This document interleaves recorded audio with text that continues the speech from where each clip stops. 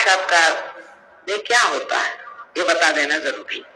हालांकि एक लेक्चर में सारी बात नहीं बता जा सकती।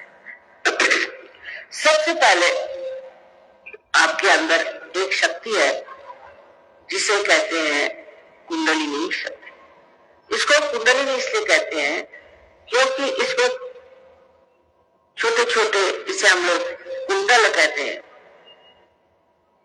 सर्कुलर, वैसे 3.5 सर्कुलर कुंडलों से बनी हुई ये शक्ति, और इसको स्त्री का रूप मानते हैं।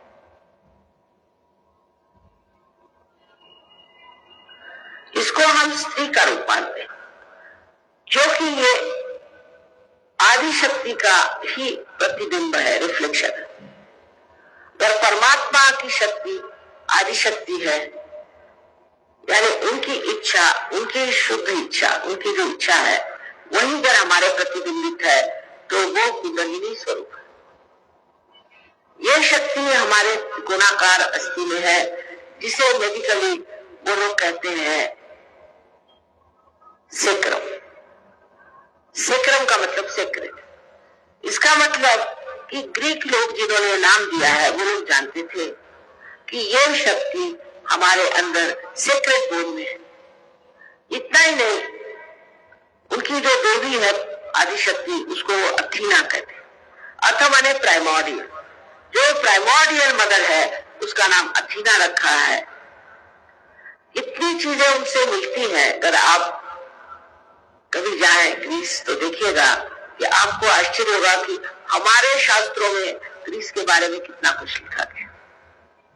लेकिन ये सब होते हुए भी इसका ज्ञान आधा अधूरा ही लोगों में था, क्योंकि जो पाते थे वो प्यार के और आनंद के सागर में खो जाते।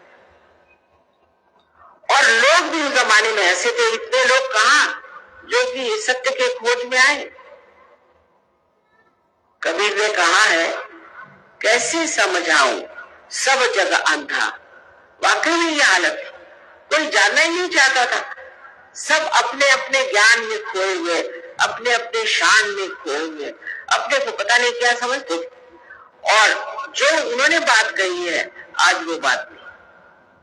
आज कलयुग को एक उपकार है कि बहुत खोज सत्य की सारे दुनिया में हो रही, हिंदुस्तान में कम है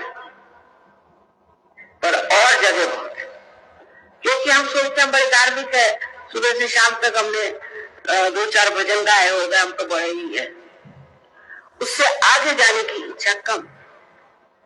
इस साल उसकी बात है,